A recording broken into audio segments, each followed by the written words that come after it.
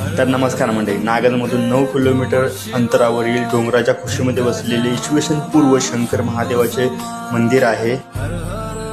तर हा व्हिडिओ जास्तीत जास्त लोकांपर्यंत शेअर करा।